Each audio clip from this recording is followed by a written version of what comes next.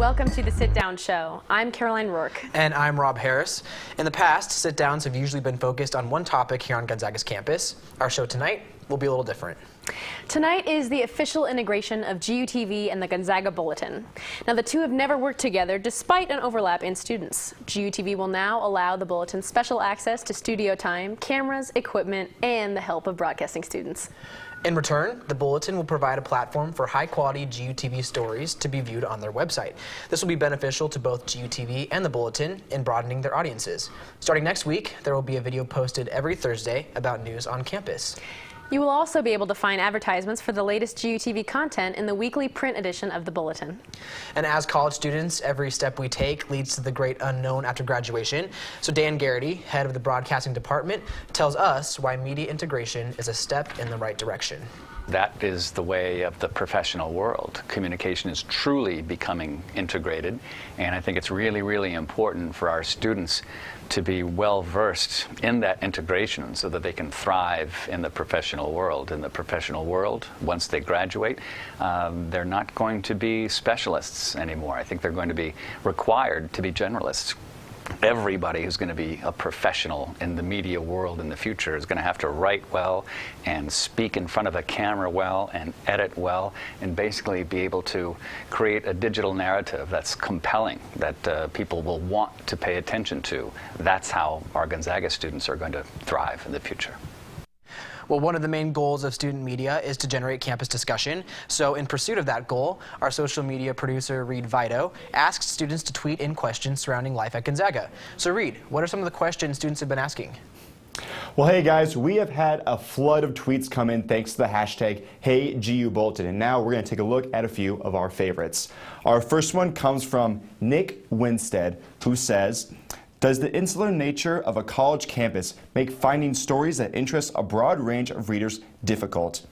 Very good question, Nick. Hopefully our panel can take a look at that later in the show. Next one is from Sean Klopp, who says, "Why is there such a negative perception of the Kennel Club? Is it warranted?" Wow, very interesting perception right there, Sean. Well, hopefully we will look at that as a show as well. And our last one comes from Amy Busek, and she says, "GUTV Zags, can you professional journalists discuss the feasibility of non-Catholic religion classes like those available at Seattle U?" Well, thank you, Amy, and thank you to all of those who tweeted in. Now, if you're watching, stay tuned and keep tweeting in using hashtag HeyGUBulletin. At the end of the show, we will find a winner with the best question and reward them with a gift card to Laguna Cafe. So stay tuned to find out if your tweet has won. Now, I'm going to send it back to you guys in the studio. Thank you, Reed. We will get to some of those questions later in the show. But in the meantime, we are honored to be joined by Student Publications Manager, Joanne Shiosaki. Thank you so much for being here. Welcome. All right, so to start off, Joanne, as the manager of Student Publications, what do you think that merging our television and our print journalism outlets on campus will mean for students? Well, I think what it means, I look at it in two parts, that it means for the students in broadcast and in the Bulletin, they get a much richer, fuller experience. They get to put their their learning into many different platforms, into another platform than what they usually do. And for the audience of both GUTV and the Bulletin, I think this is a way that students are already getting their news. They're not getting their news from one source. They're getting their news from many different sources. And what do you think it means for the broader audience of GUTV and the readers of the Bulletin, which expands far past campus? Well, I think it opens up markets, I guess, for both of us, that we have readers at the Bulletin that probably don't know anything about GUTV, and then we'll share those readers with you. And then I think the other way, too, is that you have loyal GUTV fans who then will move over and see that the Bulletin's available, too. So I think we'll share audience. So now this is a recent change, and the development of media that would integrate the two kinds of technologies is fairly new as well. And just last year, I believe, we became the integrated media department. Do you think this will advance that, or how so? Well, I think that for the Faculty of Integrated Media, I think that it's been on their minds for a long, long time. And so with that, with the department being developed and put together finally, that I think this is just like the first step for us to be doing that. Mm-hmm. And so going off that, I would imagine that there are skill sets that are unique to the Bulletin or unique to GUTV. How do you think that those are complementary to each other when we integrate? Well, you know, I think in this day and age that that journalists and broadcasters are really storytellers, and you have to be able to write, you have to be able to deliver lines, you need to be able to tell your story in more than one platform. And so I think that that's what the integrated media program's about, and that's what this collaboration is about. In a lot of classes that we take here, journalism or broadcasting, you know, they emphasize differentiating between, you know, okay, that broadcast script sounds too printy, or this is too terse for an article in a paper. How do you think we can avoid meshing the two in a negative way, but fostering like a stronger foundation? Well, I think that these kind of collaborations give you the experience, and you're trying this out before you leave Gonzaga, so you start seeing the nuances. And I can't tell you exactly what the differences are, but doing something like this collaboration, and then going back and looking at your work and having it critiqued by Professor Dan and Professor Miller and Kafensis, they're the ones who can give you the information how to make that, how to fine tune it. One of the big themes throughout many of my classes in mass comm has been this conglomeration of media at the business level. How do you think that impacts content?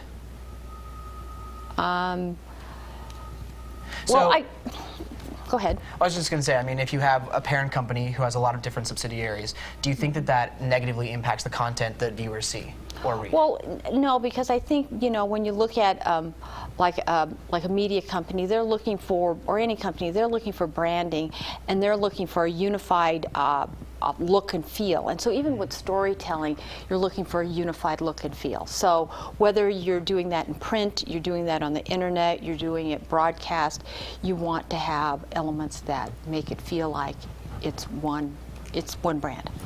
So as the manager of student publications, you deal with marketing and advertising as well. What might the branding look like for a GUTV and Gonzaga Bulletin conglomeration? Well, gosh, Carolyn, I don't know what that would look like. But, you know, I guess, you know, that's why we've got our marketing experts, and we would look to see what that would feel like. We certainly have our logos that are very different, and we're creating those brands. But obviously, if we start melding together, we would want something, you know, something that gives us, you know, separate identity, but one. Awesome. Well, that's all the time we have for this interview. Thank you so much for joining us, Joanne. Coming up next, we'll talk to KGW executive producer Wiley Post, who's also a GUTV alum, and we'll talk to him about how integrated media has developed in the last decade. Stick around. You're watching The Sit-Down Show on GUTV. What did you tell them? Video killed the radio star. Video killed the radio star. In my mind and in my...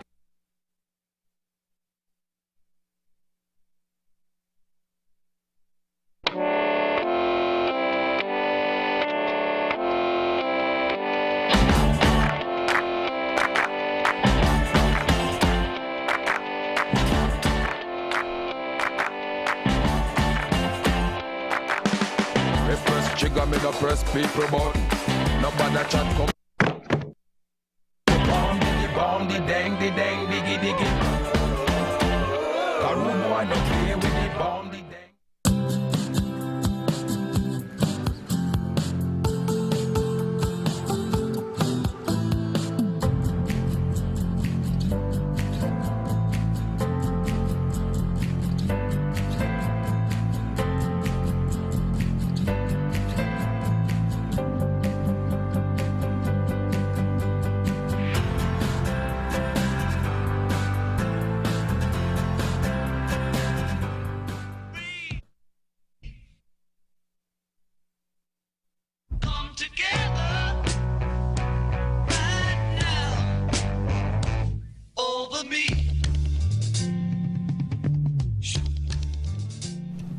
Welcome back to the Sit Down Show. I'm Caroline Rourke.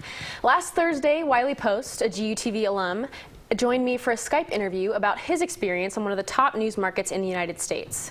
These days, it's increasingly important for news outlets to keep up with advancing media technology. So all across the country, stations like KGW are learning how effective a strong digital media presence can be. Well, I think you can't exist right now without it. I'll use an example last night. Here we're in the midst of sort of this big political scandal involving the governor, and there was a big brouhaha yesterday. Everyone thought he was going to resign. He called the Secretary of State, who would be the next in line for the State House to be in charge, back from a conference in Washington abruptly with little warning, and it fueled all this speculation. And then in the middle of the day, he then said, "I'm not resigning," which raised all these other questions. But he didn't go on camera and wouldn't go on camera all day, refused to go on camera, wouldn't talk about it, just issued this little 2-sentence press release. And so, then it became, well, we've got to find the governor and we've got to talk to the governor. Right. And we did, but not until 7:15 when we were off the air, when we were in the middle of a Blazers game on KGW channel. But obviously, the governor has just spoke for the first time in 12 days, and he's addressed this for the very first time.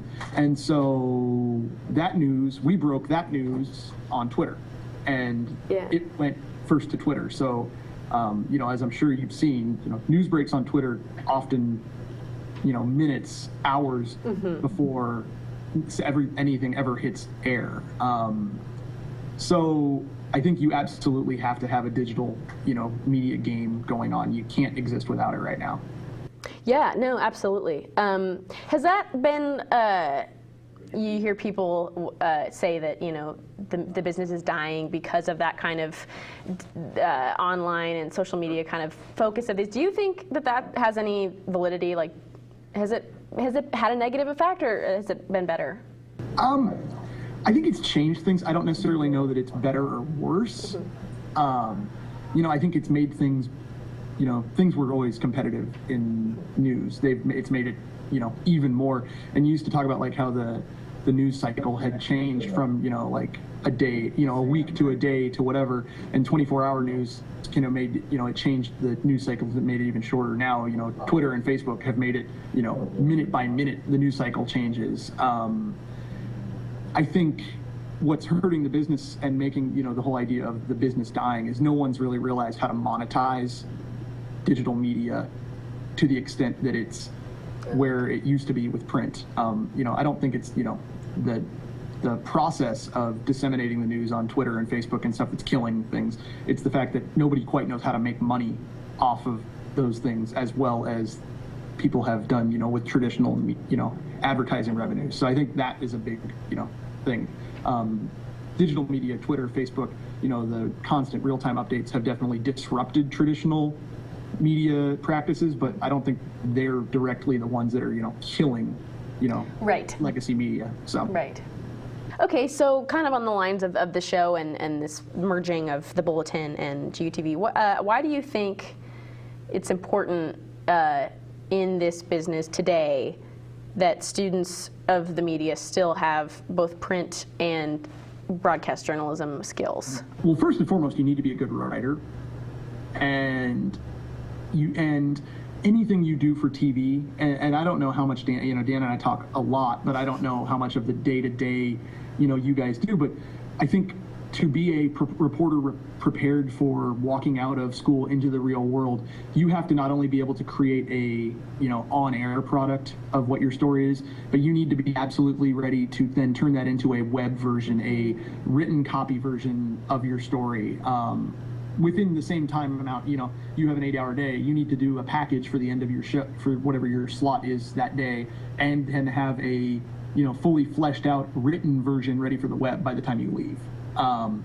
And so I think some of those skills translate really well between, traditional print and TV. And so I think it's very possible and probably, beneficial to have some students who are getting a little bit more training in print, that side, kind of cross-pollinating with you guys and vice versa. You'll see most big print media groups that are, real world operations, they're now starting to dabble in putting video products on air, you know, and so there's that kind of back and forth as well.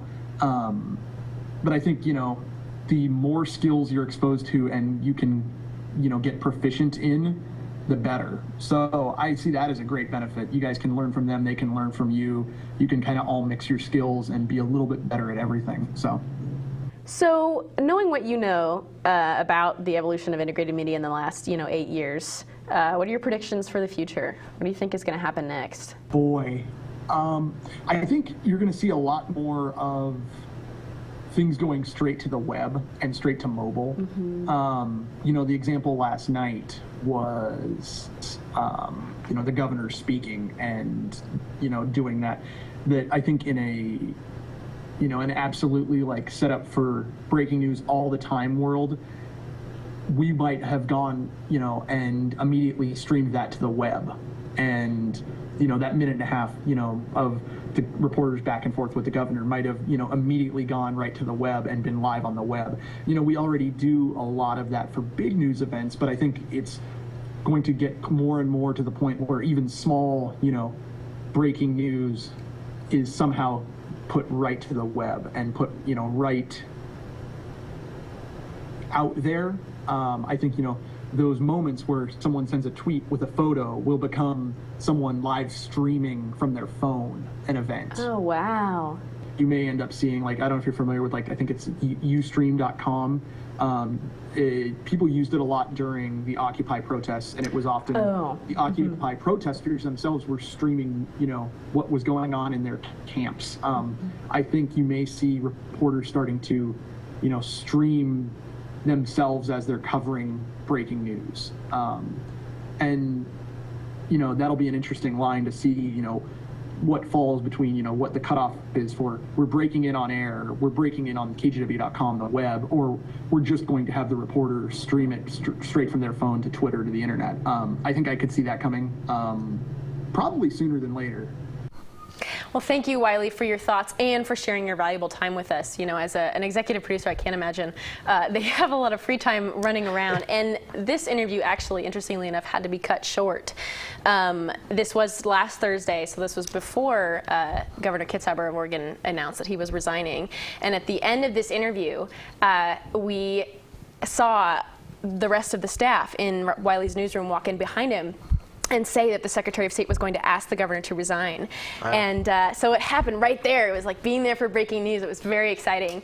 And so the next Friday, when we were reading the news and it was saying that the governor of Oregon was announcing his resignation, we thought, wow, we already knew that. And very interesting that he was already talking about that during that interview and that it culminated with that momentous event. Student Emmy, anyone? I don't know. I would. Thanks, Rob. Coming up next on the Sit Down, social media producer Reed Vito will choose questions for our panel to discuss. You're watching the Sit Down on GUTV. Ebony and ivory live together in perfect harmony, side by side. Hey guys, Reed Vado here, GUTV. Today I'm going to follow around a member of Gonzaga's Bulletin as they do their weekly tradition of caught reading, where they find a student in Gonzaga's Crosby Center reading the Bulletin and reward them with a gift card. Let's check it out.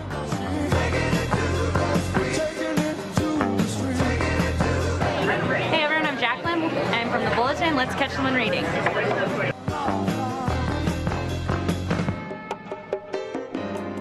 Take this message to my brother. You will find. You have been caught reading, so congratulations. Yeah.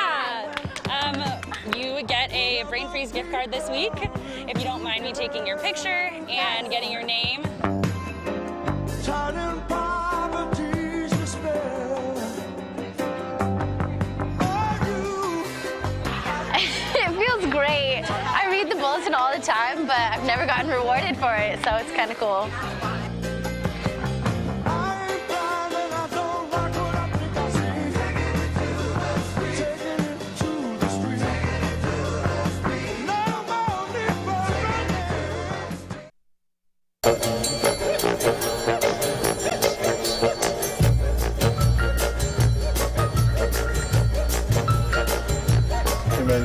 Because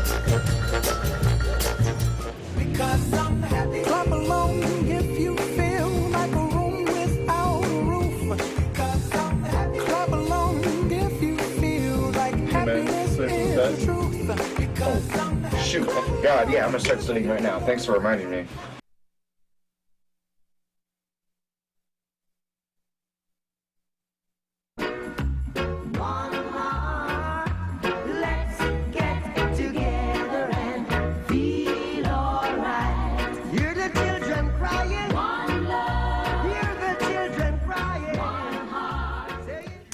Welcome back to the Sit Down Show here on GUTV. I'm Reed Vito.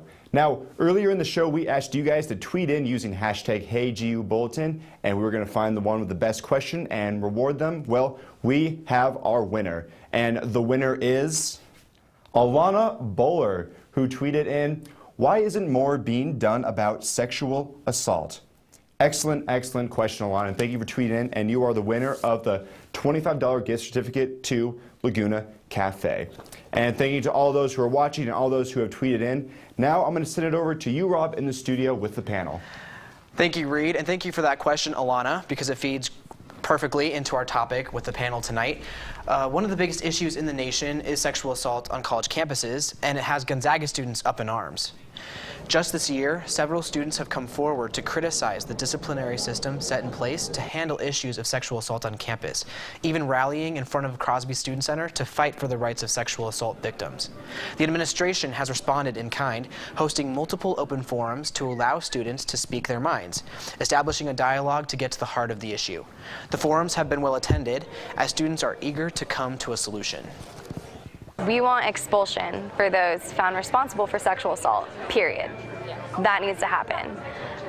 Secondly, we need to foster a better relationship with Spokane Police Department so that way we can pursue legal justice for victims in our Gonzaga community, and that's huge. I mean, just think of the statistic, it's 1 in 5 college students. Think about how many students that is on this campus. It is a Gonzaga issue, and that's not recognized. Clark also emphasized that Gonzaga administration has been very proactive in trying to stop sexual assault on campus. Well, one of the best ways to foster change is to start a discussion. So we brought in longtime GUTV director Stephen Carr and Bulletin editor-in-chief Laura Register. Thank you so much for being here, both of you. No problem. I guess my first question would be, how do you each think Gonzaga administration has been handling sexual assault on campus? Laura, I'll start with you. Okay. I would say that they're handling it pretty well. Okay. They have been listening and holding those forums, which is good, but it doesn't seem as if there's a whole lot happening from those forums. It's just people are going and then they talk about it and then they leave. So I think it's a very difficult issue to approach, and that's probably why there's not much being done at this point, but I think there's definitely room for improvement. Okay. I think what Laura just touched on is big, because Gonzaga is at least taking that first step, right. And I know a lot of other college campuses aren't. So at least they're taking a step forward for progress, and that's a positive. You mentioned the forums with the dialogue between administration and students. What do you think the student response has been? How do you think it's been? I think it started out very strong, which is good. This semester it doesn't seem to be as strong. I think that the members of Cause the Scene are still organizing, and trying to decide what their approach will be this semester, which is good because it's always good to have a plan. But I think that the discussion needs to continue, and I'm sure they're working on that. In what ways can we galvanize student support? Well, obviously, open forums like they've been having are helpful. I think what we're doing here is also another beneficial thing. It's just anything that can continue the conversation, but there has to be more like call to action kind of things, more than just, okay, here's a conversation, this is what it is. It's got to be like, okay, now where do we go from here? Right. I think there needs to be more of a frank, open discussion about the fact that sexual assault is happening on our campus, because it is hard to talk about, and a lot of administrations of universities all over the nation don't want to talk about it because they don't want to acknowledge the fact that it's happening on their campuses, but that's the reality, is that it happens on every campus. So I think we need to have more open discussions about the fact that it is very real here. And as representatives of student media, what responsibility do we bear in this conversation? You wanna go? Okay, no, I just... Steven. Okay, so we have an outlet to kind of reach an audience. I know at Gonzaga, at least, it's a limited audience, but it's still an audience. And the more we progress, from here to being real professionals with a larger audience, we could reach more people. So I think it's kind of up to us to facilitate that conversation and kind of urge people to actually take action. And I think we have a platform to do that, whether it's print, whether it's TV, whatever it is. Right. And especially with sexual assault, it has a taboo upon it in our society. So how do we as the media cover it with tact while still getting across all the necessary information? I would say that I agree with the point that we are a forum to spark the conversation. So I think that is just first and foremost what we need to be doing, is starting the conversations. There's a lot that, since the Bulletin is not an independent newspaper, we're not allowed to cover a lot of things. So basically... Is that frustrating? It is. It is frustrating. There are a lot of rules behind it, and I think a lot of people don't understand that, which is why we can't cover it in certain ways, which is unfortunate, but that's just the nature of the beast, kind of, at a private school. But we can still start those conversations even if we can't cover them the way we would like to. What roadblocks does administration put on the Bulletin? They prohibit us from releasing names of victims and of the alleged people who have allegedly assaulted people, which is for the safety of both parties, according to the administration. So that has really hindered it, because we have had a lot of accounts that we haven't been allowed to publish, which is unfortunate, because I think that would really allow the students to really grasp how real it is on campus. And I think as a larger issue, I think the question that needs to be asked is, what exactly is sexual assault? Because, when two people, meet up, whatever, both of them have different boundaries that they have for themselves, and neither one of them really communicates with each other like, hey, this is my boundary, and one of them ends up getting crossed. Obviously, there's normal lines that shouldn't be crossed altogether, but the smaller lines that somebody feels like, oh, this is sexual assault to me, those aren't really discussed in between the two individuals, and I think that's a larger issue as well. So final question for each of you. Going into your future careers, we're all three seniors, in media, what are you going to do to try and progress this conversation? Oh, wow. Well, if I do end up going into journalism, I'm excited for the ability to have more freedom in what I write and how I write it. But I would say that the Bulletin has given me a really great start in learning how to cover touchy issues. I think we're storytellers, so we want to tell the story of people who have been in these situations and kind of urge people to either help this person or a call to action kind of thing. Thank you so much for both of you coming into our panel tonight. That's all the time we have for the Sit Down. Tune in next week on Wednesday for the Global Gonzaga Game Show. Also, as part of the further integration of the Bulletin, GUTV will host a special sports show on Thursday featuring the Bulletin sports staff. Tune in at 3 p.m. for their preview of senior night against BYU. I'm Rob Harris, and from all of us here at GUTV, good night.